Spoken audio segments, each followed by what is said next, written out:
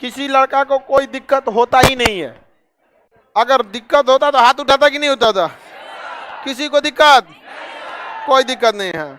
एक तो कोई लड़का हाथ उठा रहा है, कौन हाथ उठाया? अरे नहीं नहीं, वो हाथ नहीं उठाया बेचारा, इसे शर्ट सही कर रहा था वो, ऐसे ऐसे बेचारा तुरंत सीधा कर दिया यार। दाढ़ी वाले, क्या दिक्कत है आपको?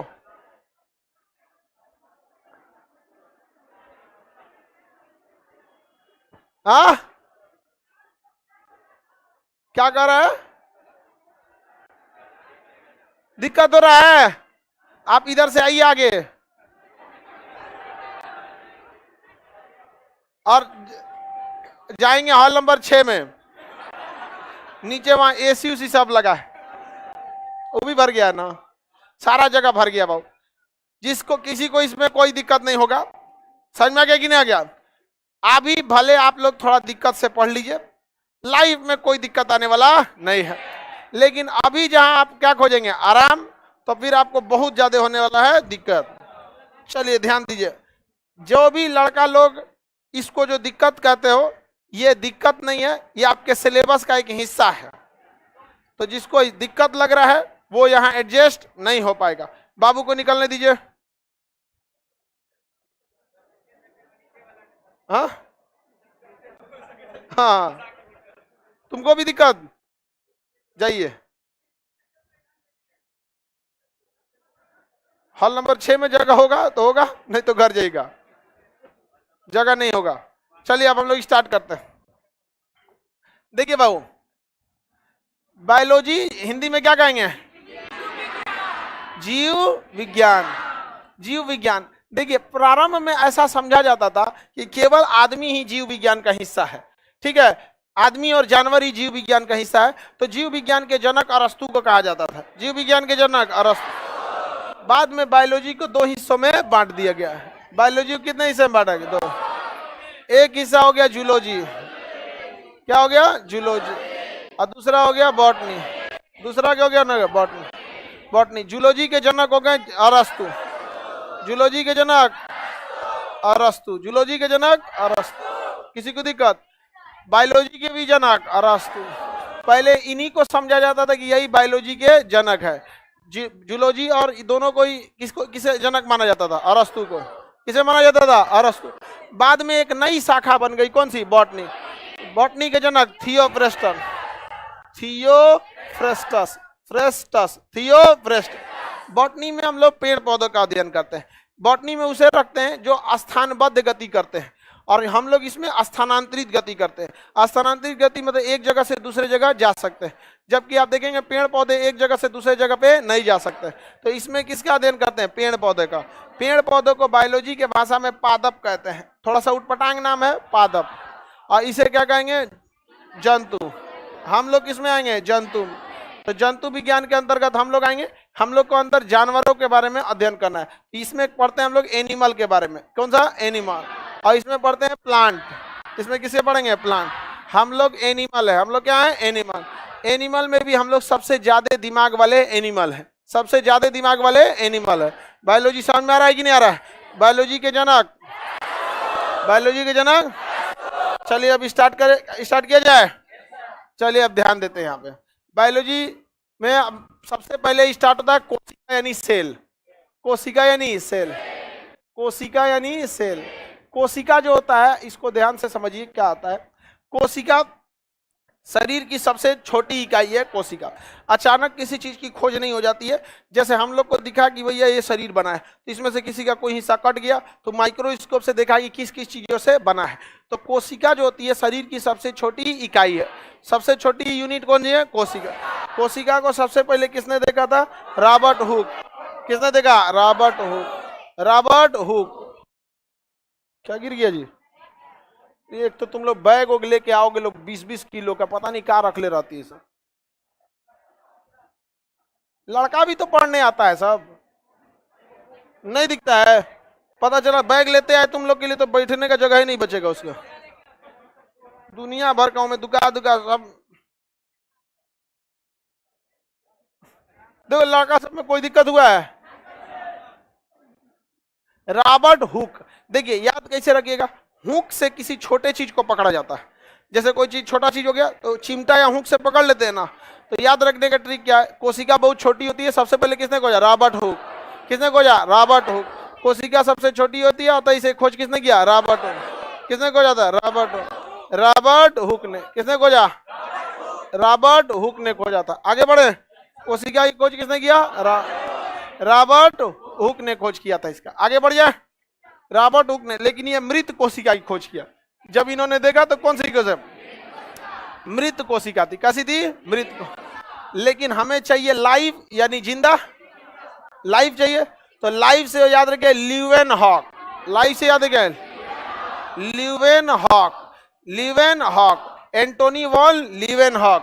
तो बताइए जीवित कोशिका की कोई, ल्यूवेनहॉक। जीवित कोशिका ल्यूवेन, पहली बार कोशिका, कोशिका विज्ञान के जनक रॉबर्ट हुक, रॉबर्ट हुक। कोशिका विज्ञान के जनक रॉबर्ट। जीवित कोशिका ल्यूवेनहॉक। कोशिका का अध्ययन साइटोलॉजी, साइटोलॉजी। कोशिका का अध्ययन साइटोलॉजी, कोशिका का अध्ययन साइटोलॉजी। याद रहेगा, जब भी साइटो शब्द आएगा किसे बताएगा, कोशिका। किसे बताएगा, कोशिका। तो बताइए कोशिका की खोज हो गई, जीवित कोशिका की खोज हो गई। अब बात करते हैं हम लोग कोशिका सिद्धांत, स्लाइडेन एवं स्वान। स्लाइडेन और स्वान, स्लाइडेन एवं स्वान, इन्होंने क्या दिया, कोशिका सिद्धांत। क्या दिया, कोशिका सेल थ्योरी दिया। कहा कि हमारा पूरा शरीर कोशिकाओं से बना है, अगर हमें कहीं भी चोट लगती है तो हमारी कुछ कोशिकाएं टूट जाती हैं, तो बगल की कोशिका उसको भर देती है। इसे हम लोग कहते हैं कोशिका विभाजन। तो कोशिका सिद्धांत किसने दिया, स्लाइडेन। हमारा शरीर पूरी कोशिकाओं से बना है, ये किसने बताया था, स्लाइडेन। पहली बार कोशिका की खोज किया, हाँ, रॉबर्ट हुक। मृत कोशिका की खोज, रॉबर्ट हुक। जीवित कोशिका, कोशिका सिद्धांत, स्लाइडेन एवं स्वान। याद रहेगा ना। अब सबसे छोटी और सबसे बड़ी कोशिका को देखते हैं, सबसे छोटी कोशिका और सबसे बड़ी कोशिका। देखिए सबसे छोटी कोशिका जो होती है माइकोप्लाज्मा। क्या होता है, माइकोप्लाज्मा, माइकोप्लाज्मा। और सबसे बड़ी कोशिका शुतुरमुर्ग का अंडा। किसका अंडा, शुतुरमुर्ग का अंडा इतना बड़ा होता है, तरबूजा बराबर होता है। समझ में आ गया कि नहीं, छोटा साइज का जो तरबूजा आता है ना उतना बड़ा होता है शुतुरमुर्ग का अंडा। तो सबसे बड़ी कोशिका किसमें होती है, शुतुरमुर्ग के अंडे में। और सबसे छोटी कोशिका माइकोप्लाज्मा, ये दिखता ही नहीं है माइकोप्लाज्मा। शुतुरमुर्ग का अंडा दिखेगा, लेकिन उसकी कोशिका को देखने के लिए आपको माइक्रोस्कोप का प्रयोग करना ही पड़ेगा। तो सबसे बड़ा कोशिका शुतुरमुर्ग का अंडा, सबसे छोटी। लेकिन हमारे शरीर की अगर बात करें, ये तो हम लोग में होता नहीं, माइकोप्लाज्मा एक छोटा सा जीव है, शुतुरमुर्ग। मानव में बात करेंगे तो मानव में सबसे छोटी, मानव में सबसे बड़ी, और मानव में सबसे लंबी, मानव में सबसे लंबी। मानव में सबसे छोटी कोशिका स्पर्म। क्या होता है, स्पर्म। और मानव में सबसे बड़ी ओवम। क्या हो गया, ओवम। स्पर्म को हिंदी में शुक्राणु कहते हैं। क्या कहेंगे, शुक्राणु। ये केवल मेल में पाया जाएगा। और सबसे बड़ी कोशिका ओवम को अंडाणु कहेंगे। क्या कहेंगे, अंडाणु, अंडाणु कहेंगे। बाबू हॉल वाले लड़के लोग को जितना थोड़ा बहुत प्रॉब्लम आएगा तो आप टेंशन नहीं लीजिएगा, आपको ये क्लास प्रोवाइड करा देंगे, ठीक है। मेन जहां से नेट प्रॉब्लम, नेट है वहीं से थोड़ा सा दिक्कत हो गया, तो आप लोग को ज्यादा दिक्कत नहीं आएगा, एक आध मिनट की समस्या आएगी, बहुत जल्दी उसको भी सॉल्व कर लेते हैं। अब इंटरनेट है, कहीं इस ससुरा कहीं आंधी तूफानों चल आता है तो कहीं का पेड़ और गिर जाएगा तो दिक्कत हो जाता है। समझ में आ गया कि नहीं गए। एक बार कोनो सड़क बना रहा था तो जेसीबी से बोकोट लिया केबल में पूरा नेट का, हर जगह से कट गया। क्या हुआ भाई, तो जेसीबी वाला बोकोट ले गया। समझ में आ रहा है कि नहीं आ रहा।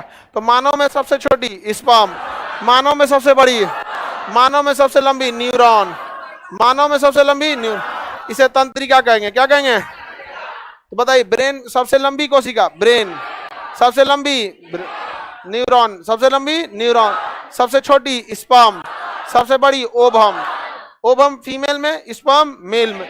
ऐसे ओवरऑल में सबसे छोटी माइकोप्ला, ओवरऑल में सबसे बड़ी, हाँ क्या होगा, शुतुरमुर्ग का अंडा, शुतुरमुर्ग का अंडा। हॉल नंबर 6-7 में जिनको प्रॉब्लम हो रहा है फिलहाल 1-2 मिनट आप मोबाइल पे देखिए, 2-3 मिनट में फिर से सही हो जाएगा। फिलहाल आप लोग मोबाइल पे देख लीजिए, आगे बढ़ जाएं। सबसे, अब देखिए ध्यान से समझिए, कोशिका सिद्धांत किसने दिया? स्लाइडेन एवं स्वान। इसने कहा कि अगर हमारी एक जगह की कहीं कोशिका मरती है तो अगल बगल की कोशिकाएं उसे भर देती है, वो खाली जगह नहीं छूटता, वो दोबारा रीजनरेट कर देती है। कोशिका विभाजन सेल डिवीजन द्वारा क्या करती है? रीजनरेट कर देती है। क्या कर देती है? रीजनरेट कर देती है। याद रहेगा ना, क्या कर देगी? रीजनरेट। क्या कर देगी? रीजनरेट करके रख देती है। तो देखिए हमारे कोशिका में एक चीज होना चाहिए, सबसे ज्यादा रीजनरेट कौन होता है और सबसे कम रीजनरेट, यानी पुनर्निर्माण, सर्वाधिक पुनर्निर्माण कहाँ होगा और कम पुनर्निर्माण कहाँ होगा। तो ध्यान से समझिए, पुनर्निर्माण, क्या जी? पुनर्निर्माण, पुनर्निर्माण जो होगा इसमें याद रखिए सबसे तेज कहाँ होगा? तो लीवर में। सबसे तेज पुनर्निर्माण लीवर। लीवर को हम लोग यकृत कहते हैं। क्या कहते हैं? यकृत। सबसे तेज पुनर्निर्माण लीवर, यानी लीवर कोशिकाओं में पुनर्निर्माण बहुत तेजी से होता है। अगर लीवर कट भी जाएगा ना तो आपका वो अपने से रिकवर कर लेगा। कोई ये दाहिनी साइड में क्या होता है? लीवर। अगर कोई यहाँ चाकू मार दिया तो आपका सही हो सकता है। समझ में आ गया कि नहीं आ गया? इसलिए अगर कोई चाकू मारने आए तो उसको रोकिए, कहे कि इधर मारो, इधर नहीं, इधर मार देगा तो स्प्लीन होता है, खत्म हो जाएगा कहानी। किधर कहिएगा? आप लोग बताइए किधर मारने को कहिएगा? बकलोलिया काहे कहिएगा कि चाकू मारे? कोई बात है? हम काहे को कहने जाएंगे कि तुम इधर चाकू मारो? अगर कहना रहेगा तो उसको पढ़ाइए। देखो सबसे तेज पुनर्निर्माण लीवर में होता है, अपने लीवर में मार लो, उसी को कहो कि तुम ही मार लो अपने लीवर में। तो सबसे तेज पुनर्निर्माण लीवर। और सबसे धीमा, सबसे धीमा एक तरह से कहिएगा तो कोशिका विभाजन होता ही नहीं है। कहां पर? मस्तिष्क में। कहां पे? मस्तिष्क। कैसे लिखा था जी? ब्रेन। ऐसे कैसे? ब्रेन में। ब्रेन में किसी भी टाइप का कोशिका विभाजन नहीं होता। अगर आपको कोई एक बांस मार दिया, ऊपर का चमड़ा कटा, कोशिका विभाजन हो जाएगा। हड्डी टूटा, कोशिका विभाजन हो जाएगा। उसके अंदर का मेनिंजॉइड टूटा, कोशिका विभाजन हो जाएगा। लेकिन ससुरा अगर ब्रेन पे चोट लग गया तो भूल जाइए, या तो आप बनेंगे गजनी या तो बनेंगे तेरे नाम। समझ में आ गया कि नहीं आ गया? क्योंकि दोनों का दोनों ससुरा पिटाया है सब खोपड़िए पे। तो जब तक आपके ऊपर चोट लगे तब तक ठीक है। अगर किसी को बांस से मार दिए, ऊपरे भर रह गया, ठीक है। खोपड़ी फट गया, ठीक है। अंदर चोट नहीं पहुंचना चाहिए। अगर ज्यादा बरियारे हुमच दिए हैं और चोट पहुंच गया अंदर तो बेचारा काम से खत्म। क्योंकि ब्रेन में हर जगह का स्विच है, एमसीबी। पूरे शरीर का एमसीबी कहाँ है? ब्रेन। तो इनको दबेगा ना तो एमसीबी गिर जाएगा। एमसीबी क्या हो जाएगा? गिर जाएगा। इसलिए एक्सीडेंट में जब किसी को चोट लगता है ना तो उसका खून जम जाता है। अब खून जमेगा तो वहां वो दबा देगा। भाई खून जमने की चीज तो है नहीं, आया गया, जम जाएगा तो जगह ज्यादा लेगा, इसे फैल जाएगा। और जैसे फैलेगा 2-4 गो एमसीबी गिर जाएगा। जैसे जैसे ब्रेन में ब्लड क्लॉट हुआ तो जगह ज्यादा लेगा, 2-4 एमसीबी गिरा देगा। तो देखिए एक्सीडेंट के बाद कोनो हिस्सा काम नहीं करेगा, पैर नहीं काम कर रहा है तो बेहोश है तो कुछ है, तो डॉक्टर सबसे पहले ऑपरेशन करेगा, जमा हुआ ब्लड को निकालेगा। जैसे जमा हुआ ब्लड निकालेगा, जो ब्रेन है वापस अपने जगह पे आएगा, तुरंत उसका हाथ पैर काम करना चालू करेगा। ओहो ससुरा एमसीबी बंद हो गया था मेरा। समझ में आ गया कि नहीं? एमसीबी एक तो फिल्म था क्यों की, सलमान खान में, वो डॉक्टरवा के बेटिए को फंसा लेता है। तो इसलिए ज्यादा हाई फाई पे नहीं ताक झाक करना चाहिए। समझ में आ गया कि नहीं? तो डॉक्टर के बेटिया को फंसा लेता है। डॉक्टरवा उसका ऑपरेशन करके एमसीबी का मेन सप्लाई काट देता है, बस सारा सप्लाई कट गया, चुपचाप पड़ा रहता हो गया। इसलिए आप लोग को कहते हैं कि ज्यादा लंबा दूर पे हाथ पैर नहीं मारना चाहिए। क्या पता पकड़ उकड़ के कहीं एमसीबी कटवा दिया तो पगला ही रहिएगा यहाँ पर। समझ में आ गया कि नहीं आ गया? आगे बढ़े? किसी को दिक्कत? सबसे तेज पुनर्निर्माण कहाँ होगा? पुनर्निर्माण नहीं होता है। इसीलिए जब आप कभी भी, हमारे संविधान का अनुच्छेद 21 करता है आपको जीने का अधिकार है, मरने का नहीं। समझ में आ गया नहीं गया? इसलिए अगर आप हेलमेट नहीं लगाएंगे तो पुलिस फाइन लगा देगी, कहेगी रे सोचो तोरा चोट लगेगा तो तुम मर जाएगा। और आर्टिकल 21 कहता है कि आपको मरने का अधिकार नहीं है, आपको केवल अधिकार जीने, मरने का नहीं है। उस हिसाब से देखिएगा तो एक्सीडेंट में कहीं भी चोट लग सकता है, लेकिन ज्यादा किस पे? ब्रेन। सीट बेल्ट लगाने को कहता है, क्योंकि सीट बेल्ट नहीं लगाएंगे अचानक गाड़ी का एक्सीडेंट होगा, खोपड़िया जाके आपका धड़ाम से लड़ जाएगा आगे। समझ में आएगी नहीं? अभी देखिए साइरस मिस्त्री जी का एक्सीडेंट हो गया, कोई महिला चला रही थी, हाँ दुकान कोई महिला ही चला रही थी। इसलिए जब भी कभी सड़क पे महिला मिले, आपको गाड़ी चलाते हुए, सिग्नल रेड हो या ना हो, आपको रुक जाना चाहिए। समझ में आ गया, नहीं आ गया यहाँ पे? बकुला कह रहा है कि जब हम देखते हैं कोई महिला चला रही है तो रोड छोड़ के बगल में खड़े हो जाते हैं। हाँ भाई देखिए, अपनी जान की सुरक्षा आपको अपने हाथ में है। आगे बढ़े, किसी को कोई दिक्कत नहीं ना? बताइए, कोशिका सिद्धांत सब समझ में आ गया कि नहीं आ गया? कोशिका के अंदर अलग अलग क्या पाए जाते हैं? पदार्थ पाए जाते हैं। ये तो समझ में आ ही गया होगा आप लोग को। आगे बढ़े, कोशिका जो होता है एक झिल्ली के अंदर बंद होता है। कोशिका एक झिल्ली के समान होता है। हम इतना बड़ा बनाए हैं, इतना छोटा होता है कि आंख से दिखता ही नहीं है। ये झिल्ली होता है। यह झिल्ली जो होता है किसका बना होता है? प्रोटीन का बना होता है। किसका बना होता है? इस झिल्ली को इतना पतला होता है कि इसे हम लोग, झिल्ली को हम लोग क्या कहते हैं भाई?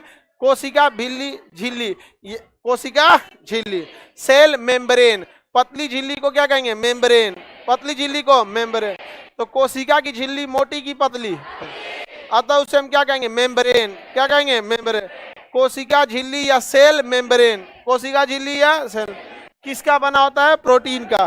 किसका बना होगा? प्रोटीन का।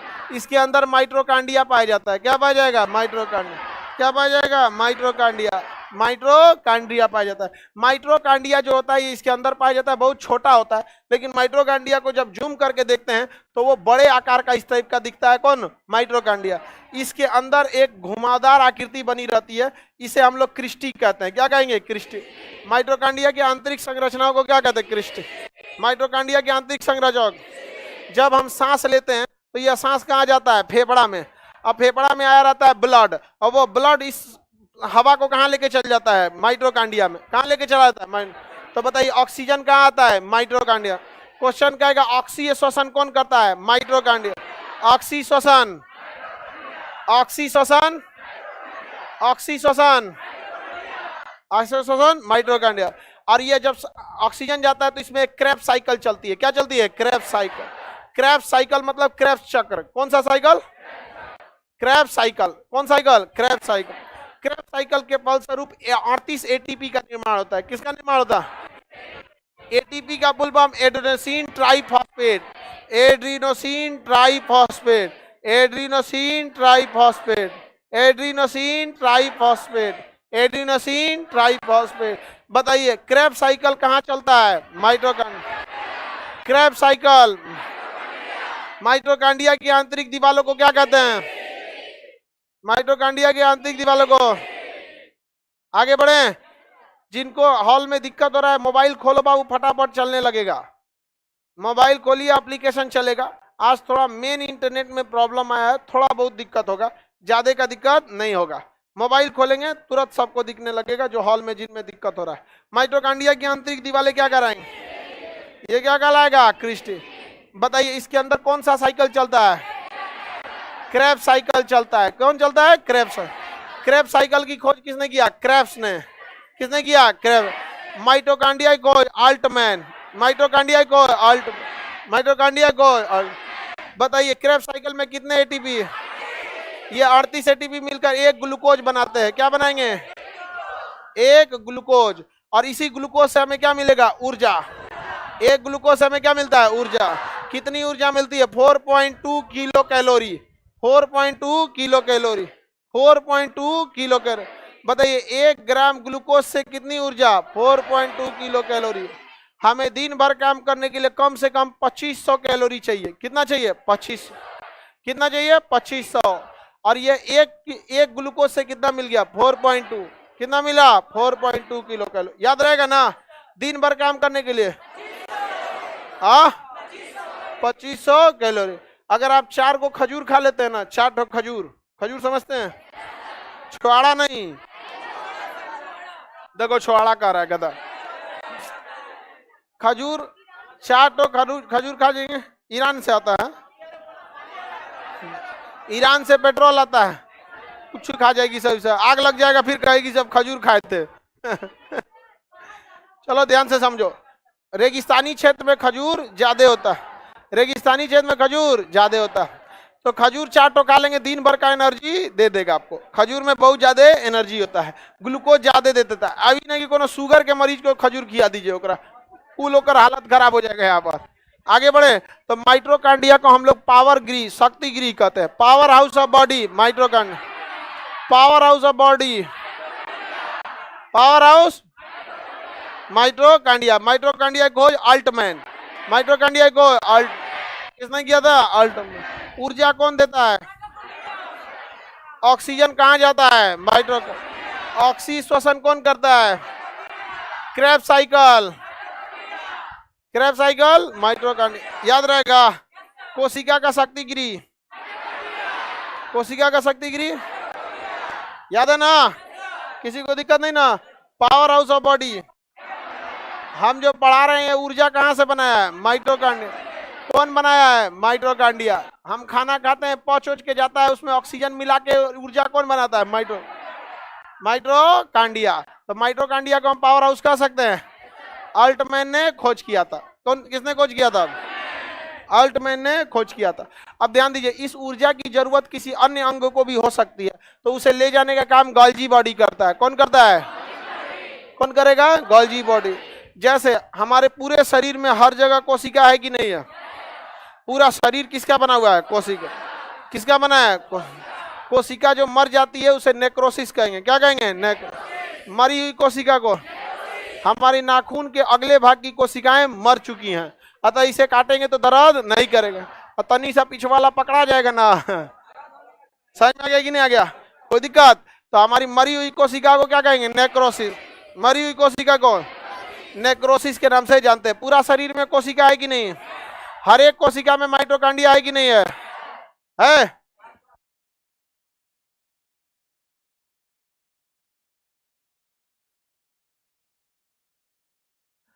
आगे बढ़े, आगे बढ़ते हैं। ऑल नंबर 6 वाले सब लोग का सही है, नहीं है तो भी मोबाइल पे देखेंगे लोग, बस 10-15 मिनट का दिक्कत है। आगे देखिए, हमारी शरीर में मृत कोशिकाएं भी पाई जाती हैं। पाई जाती हैं। हमारे पूरे शरीर में कोशिका है कि नहीं? हर जगह माइटोकांड्रिया, हर जगह ऊर्जा बन रहा है कि नहीं बन रहा है? बताइए, हमारे पैरों को ज्यादा ऊर्जा की जरूरत है कि जीभ को?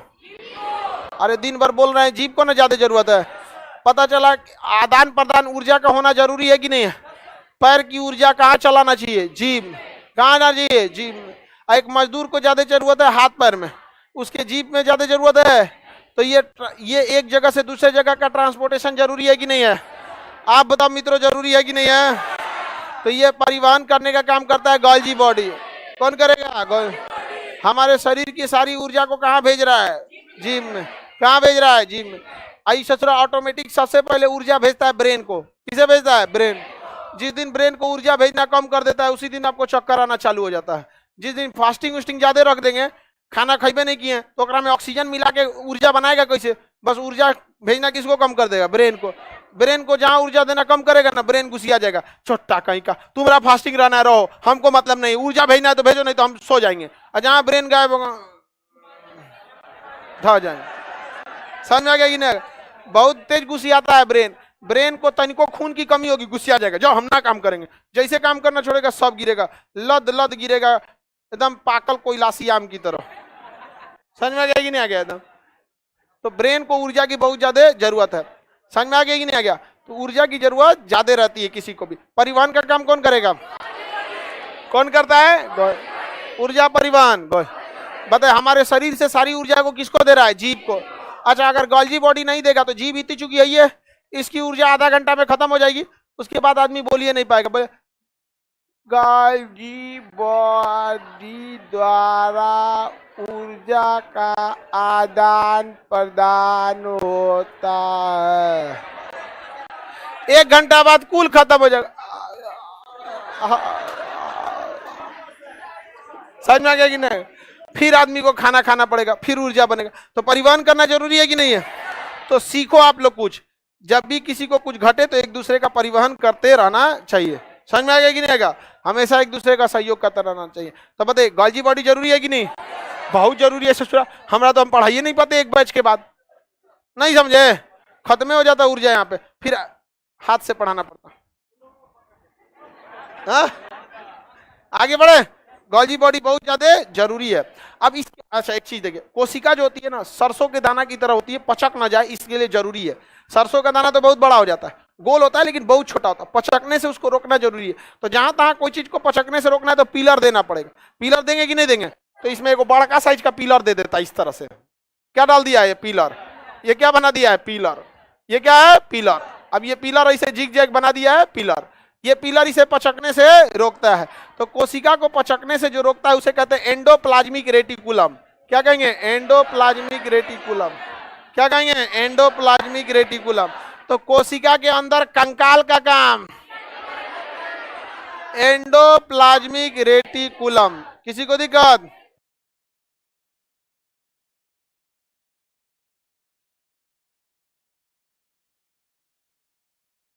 यही है।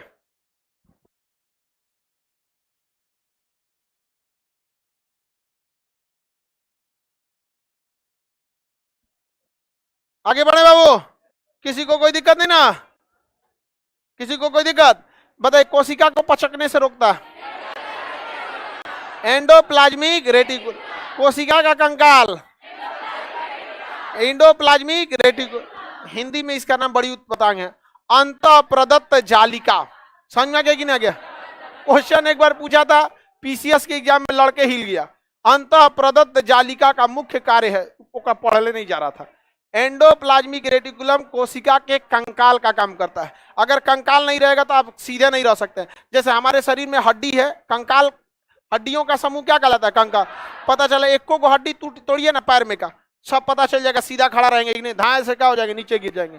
समझ में गया? ये पूरा ऊपर का शरीर और पूरे पैर को केवल एक तो रीढ़ की हड्डी कनेक्ट की हुई है। ये रीढ़ की हड्डी अगर किसी को घुमा के ऐसे तूर दीजिएगा ना, बस हो गया काम खत्म, बैठ जाएगा इसे, अब वो कभी नहीं उठ पाएगा। रीढ़ की हड्डी टूट गई तो। समझ में आ रहा है कि कोई दिक्कत है तुमको? आगे बढ़े। तो एंडोप्लाज्मिक रेटिकुलम अच्छा चीज है या नहीं है? कोशिका को पचकने से बचाता है एंडोप्लाज्मिक रेटिकुलम। Endoplasmic reticulum. जब वैज्ञानिकों ने ध्यान से देखा एंडोप्लाज्मिक रेटिकुलम को, तो ये एक साइड में बहुत ही चिकना था और एक साइड में बहुत ही खुरदुरा था। एक साइड में क्या था? चिकना था, और दूसरे साइड में खुरदुरा था। दूसरे साइड में खुरदुरा था। तो एंडोप्लाज्मिक रेटिकुलम कितने टाइप का? कितने टाइप का? दो टाइप का। एक होता है स्मूथ, क्या होता है? एक होता है रफ, क्या होता है? रफ। होता है एंडोप्लाज्मिक एक ही है, इसका एक हिस्सा स्मूथ और दूसरा हिस्सा रफ। स्मूथ और चल जाओगी बबनी, जाने दो। यहाँ पे बबनी का गाल्जी बॉडी कमजोर पड़ गया, ब्रेन में सप्लाई रोक दिया, अब बेहोश होगी थोड़ी देर में। जाके तुरंत पानी पीजिएगा, तुरंत गाल्जी बॉडी कहेगा किसको जरूरत है। समझ में? जैसे पानी देते हैं एनर्जी बनता है, पानी देंगे एनर्जी। सारे सबसे पहला सप्लाई कहाँ करता है? ब्रेन। सबसे ज्यादा बचा के रखना है ब्रेन। लेकिन आप लोग ब्रेन को बाहरी चोट नहीं देते हैं, अंदर अंदर चोट देते हैं, याद करते रहते हैं किसी किसी को। समझ में आ गया कि नहीं आ गया? किसी को याद करना है, दिल से याद कीजिए, किडनी से याद कीजिए, फेफड़ा से याद कीजिए, दिमाग से नहीं। दिमाग केवल और केवल आपके करियर पे फोकस होना चाहिए। समझ में आ गया कि नहीं आ गया?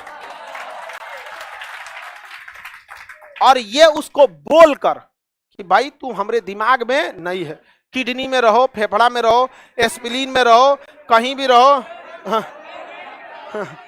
जहां रहना है रहो, ब्रेन छोड़ के। ये उसे बता के, समझ में आ गया कि नहीं? बता के, ताकि उसको भी पता चले कि उसका जगह कहां है।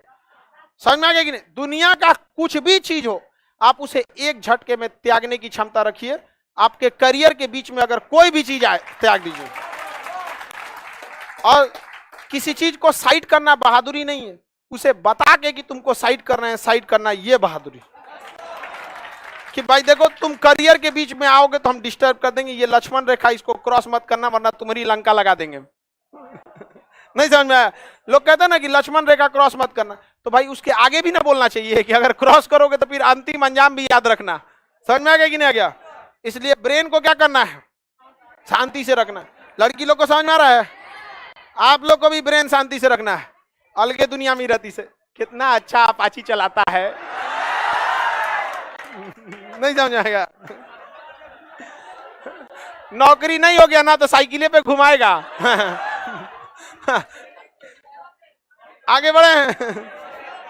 और वो सेकेंड हैंड बड़की साइकिल 26 इंच वाला पिछवा ऐसे बैठना पड़ेगा। इतना अच्छा देखे थे, अपाची वाला ही मिल गया। आगे समझे, देखिए ध्यान से।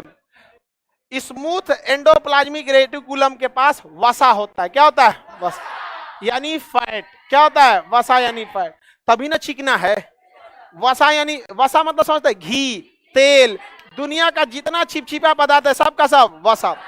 क्रीम वसा, साबुन वसा, समझ में आ गया? चिपचिपा शैम्पू, तो सारा चिपचिपा पदार्थ वसा। तो बताइए स्मूथ क्या बनाता है? वसा। अब बात किया गया कि ससुरा ये रफ हो क्यों गया, आखिर ये खुरदुरा हुआ क्यों? तो जब जूम करके देखा गया तो देखा गया इस पे दाना दाना दाना दाना कुछ बना हुआ था। उस दानेदार आकृति को कहा गया राइबोसोम। क्या कहा गया? तो रफ वाले पे क्या पाया जाता है? राइबोसोम। क्या पाया जाएगा? राइबोसोम। और यह राइबोसोम बनाता है प्रोटीन। क्या बनाता है? प्रोटीन। क्या बनाएगा? प्रोटीन। तो बताइए राइबोसोम कहां पाया जाएगा? चली जाइएगा, नहीं जा पाएगी ये।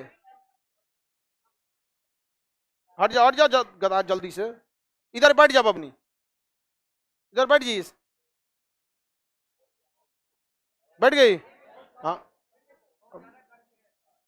चलिए ध्यान से देखते हैं। बताइए प्रोटीन निर्माण कौन करता है? राइबो। प्रोटीन निर्माण राइबोसोम। प्रोटीन निर्माण राइबो। प्रोटीन की फैक्ट्री राइबोसोम। ये बताइए राइबोसोम बड़ा होगा कि छोटा?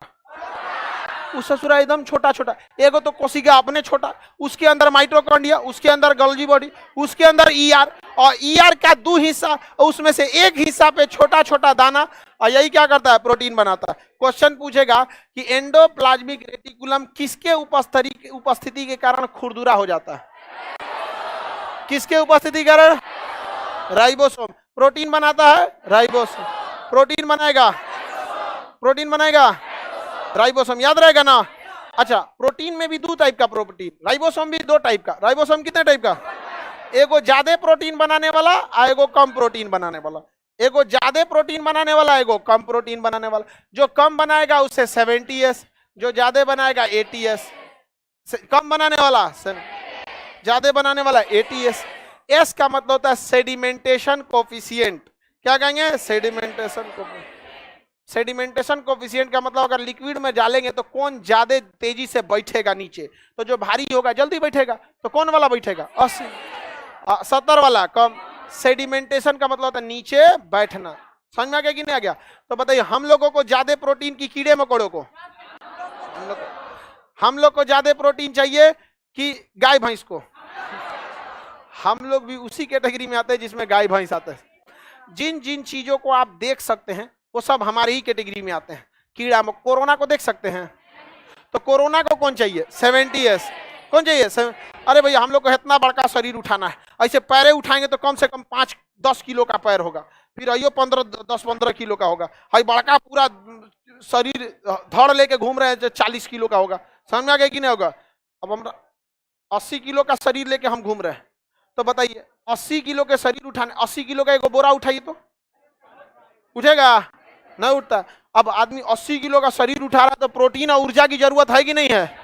अलग बात है बचपने से आदमी उठाते आ रहा है तो कोई दिक्कत नहीं है, धीरे धीरे धीरे धीरे हैबिट हो गया। अपने उठाना है ना। सोचिए एड़ी की हड्डी कितनी मजबूत होगी, सोच सकते हैं? पूरा 80 किलो उसी हड्डिया पे है। समझ में आया कि नहीं आ गया? आप कौन अपने मोबाइल के ऊपर 80 किलो का कोनो सामान रख दीजिएगा मोबाइलों के ऊपर 80 किलो का सामान रखिए, क्या होगा? फूट जाएगा कि नहीं हो जाएगा? और अपने एड़ी के सोचिए। समझ में आ गया? 80 किलो का वजन हमारा रोक के, कई कई को तो इसमें 1 कुंटल भी है। सब नहीं समझ आया? किसी को दिक्कत?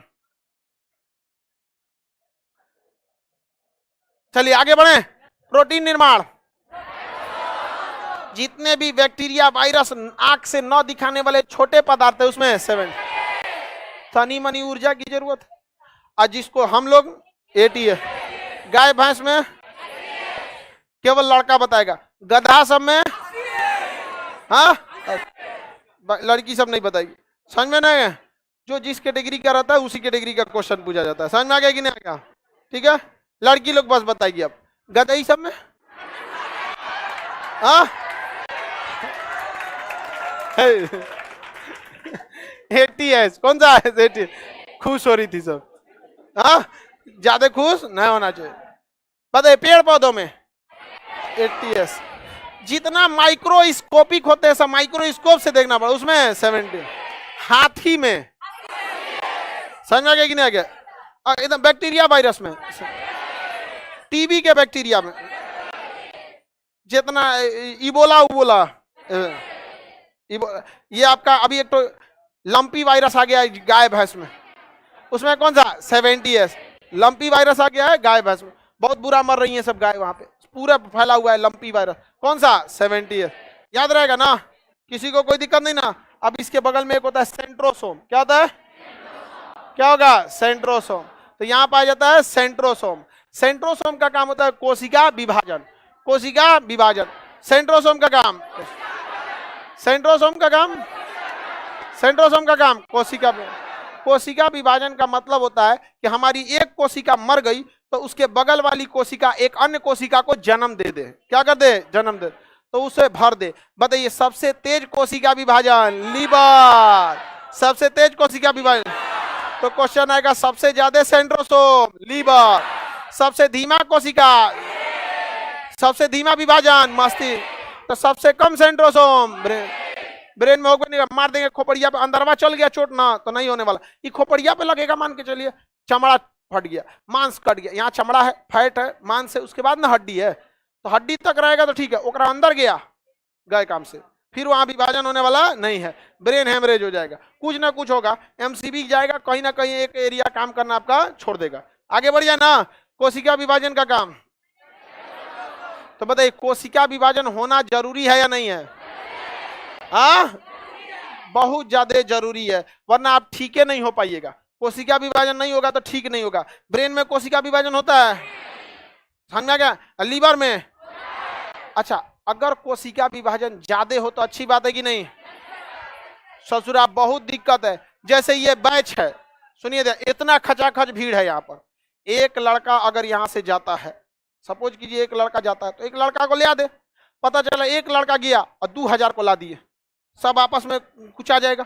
तो जरूरत से ज्यादा जब कोशिका विभाजन हो जाता है, जरूरत से ज्यादा जब कोशिका विभाजन हो जाता है, तो उस स्थिति में जरूरत से ज्यादा कोशिका विभाजन के होने की स्थिति में शरीर के अंदर एक इतने ज्यादा अंग बन जाते हैं कि एक दूसरे को नुकसान पहुंचाने लगते हैं, जिसे हम कहते हैं कैंसर। जैसे हड्डी पे चोट लगा तो कोशिका विभाजन होकर उतना दूर ठीक होना चाहिए, ज्यादा ही हो जाएगा तो हड्डियां बड़ा हो जाएगा। अब आप बताइए, आप जो घर में दरवाजा बंद करते हैं, दरवाजा तनी सा बड़ा हो जाएगा तो बंद हो पाएगा? तो हड्डी का एकदम फिक्स साइज है, अब तनी सा बड़ा हो जाएगा तो चों चाय करने लगा, भाई हिलवे नहीं करेगा, इधर जहां करेंगे तो दर्द करेगा भयानक। अब उसको छोड़ेंगे आप ऐसे, धीरे धीरे और बड़ा हो जाएगा, अब वो घूमवे नहीं करेगा, तो उसको कहेंगे बोन कैंसर। कौन सा कैंसर? बोन। ब्लड में, हमारे शरीर में ब्लड का होना जरूरी है। सोचा ब्लड कैंसर हो जाएगा, ज्यादा हो जाएगा तो फिर मारेगा, ब्लड कैंसर, मर जाएंगे। जीभ का कैंसर, जीभ में कैंसर हो जाएगा तो जीभ का कोशिका विभाजन होना है, जीभ क्या होने लगेगा? बड़ा होने लगेगा। और जीभ जब बड़ा हो गया तब क्या होगा? सांसें नहीं ले पाएंगे, खाइए नहीं पाएंगे। यहाँ पे किसी को, अब किसी के जीभ पे 10 गो हाड़ा समझते हैं, मधुमक्खी, 10 गो मधुमक्खी काट लेगी तो जीभ पे जीभ बड़ा हो जाता है, मुंह बंद हो जाएगा, सांसें नहीं लिया जाता है। समझ में आ गया? बहुत बार ऐसा होता है, सांसें नहीं लिया जाता है यहाँ पे। तो कैंसर होना बड़ी खराब चीज है। गले का कैंसर हो के इतना बड़ा कर देगा कि जो सांस हवा का जगह जाइए नहीं पाएगा। तो जरूरत से ज्यादा कोशिका विभाजन होना भी गलत है। किसका रूप ले लेता है? कैंसर। तो कैंसर का मुख्य कारण सेंट्रोसोम का पगला जाना। सेंट्रोसोम पगला जाएगा तो जरूरत से ज्यादा कोशिका विभाजन करने लगेगा। कोशिका विभाजन कौन करता है? कोशिका विभाजन, ऊर्जा परिवहन गोल्जी बॉडी, ऊर्जा निर्माण माइटोकॉन्ड्रिया, कोशिका का कंकाल एंडोप्लाज्मिक रेटिकुलम। एंडोप्लाज्मिक रेटिकुलम कितने टाइप का? 2। Smooth endoplasmic reticulum, rough. बताइए स्मूथ किस चीज का निर्माण करता है? बस। किसका निर्माण करेगा? बस। और रफ वाला प्रोटीन निर्माण रफ वाला करता है कि रफ? गलत है। सुनिए क्वेश्चन ध्यान से। इस बताइए प्रोटीन का निर्माण रफ एंडोप्लाज्मिक करता है कि रफ के ऊपर उपस्थित राइबोसोम? हाँ, राइबोसोम करता है। वो अलग बात है कि राइबोसोम रहता कहाँ है? Rough endoplasmic reticulum. प्रोटीन निर्माण राइबोसोम, प्रोटीन निर्माण समझ में आ गया कि नहीं? प्रोटीन नहीं रहेगा तो हमारा शरीर आगे नहीं बढ़ पाएगा, हमारा शरीर आगे नहीं बढ़ेगा। समझ में आ गया कि नहीं आ गया? किसी को कोई दिक्कत नहीं ना? प्रोटीन का रहना बहुत ज्यादा जरूरी है। अच्छा, वसा का रहना जरूरी है कि नहीं? वसा का रहना जरूरी है। जितने लोग दुबले होते हैं ना, उनमें वसा नहीं होता है। बुढ़ापे में शरीर से सारी की सारी वसा लगभग खत्म हो जाती है, इसलिए चेहरे पे क्या हो जाती है? झुर्रियां पड़े। हमारा शरीर जो होता है नहीं फूलता है, मांस वसा फैलता है। क्या फैलता है? वसा। मांस तो भूल जाइए, वो तो फिक्स रहता है 639। इतने मांस है हमारे शरीर में, 639, 639, 639। समझ में आ गया कि नहीं आ गया? तो मांस तो बढ़ता घटता नहीं, मांस तो मांस की जगह बढ़ेगा क्या? वसा। इसलिए देखिएगा, मोटा आदमी दौड़ेगा तो वसा क्या हो जाएगा? खत्म हो जाएगा। वसा क्या हो जाएगा? खत्म। वसा खत्म हो जाएगा तो क्या हो जाएगा? दुबला हो जाएगा। बुढ़ापे में आदमी में क्या होता है? वसा की कमी, झुर्रियां पड़ जाती है। समझ में आ गया कि नहीं आ गया? झुर्री चेहरे पे पड़ जाता है कि नहीं पड़ जाता है? अभी आप लोग यंग है, अभी आप लोग में क्या है? वसा है। महिलाओं में वसा ज्यादा होता है, महिलाओं में वसा ज्यादा होता है। इसलिए महिला जो रहेगी ना, हल्की रहेगी लेकिन मोटा दिखेगी। अगर जैसे हम 80 kg के, अगर हमारे बगल में किसी 80 kg की महिला को खड़ा करेंगे ना, तो फिर दमदार दिखेगी, एकदम भयानक, डबल हमारे में। क्योंकि पुरुषों में ना मांस हड्डी भारी होता है, वसा कम पाया जाता है। पुरुषों को वसा कम पाया जाता है, अब महिलाओं में वसा ज्यादा। आप खुद सोचिए, आप में कोई लड़की 80 kg की है? कोई नहीं है? अरे 50-60 के बीच में सब, इससे ज्यादा कोई नहीं जाएगा। 65 चल जाएगा तो बेचारी खुद ही उसको टेंशन हो जाएगा, क्या करे अब क्या। 80 kg का होने का मतलब समझ रहे हैं? बहुत।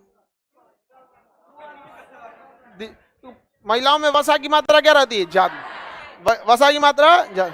अगर शरीर में वसा ज्यादा रहेगा तो चेहरा चमकीला दिखेगा, सुंदर दिखेगा। समझ में आ गया कि नहीं आ गया? ग्लो करेगा। क्या करेगा? ग्लो। समझ में आ रहा है? अब पुरुषों में वसा क्या रहता है? कम, इसलिए कैसा दिखता है? दलितदार। आगे बढ़े आगे बढ़े तो वसा, देखिए वसा का कई काम है, लेकिन शरीर को जरूरत से ज्यादा क्या कर देता है? मोटा कर देता है। शरीर में जरूरत से ज्यादा मोटा कर देता है, लेकिन चोट लगने से बचाता है। हमारी हथेली पे वसा ज्यादा होता है, इसके अंदर मारिएगा किसी को एक तमाचा ना, तो गाल झंझना जाएगा, जबकि आपको यहाँ पे कुछ नहीं होता। पैर के नीचे तलवा में वसा ज्यादा होता है। वसा क्या होता है? ज्यादा। तो वसा चोट लगने से बचाता है, चोट लगने से बचाता है, ठंड लगने से बचाता है। महिला सबको देखिएगा ठंडा नहीं लगता है। शादी ठंडी के दिन में भी देखिएगा, शादी ब्याह में ना पुरुष पूरा कपड़ा पहन के कांपेगा, और ऐसे ही लहराइए, इतने दूर पहन के लहराएंगे। अब बेचारे का पति चुपचाप कांपेगा, चलो घर चलो, ठंडा लग रहा है। अरे रुकिए ना जी, अभी हम आधा ही खाना खाए हैं, अभी और खाएंगे हम। नहीं समझ में आया?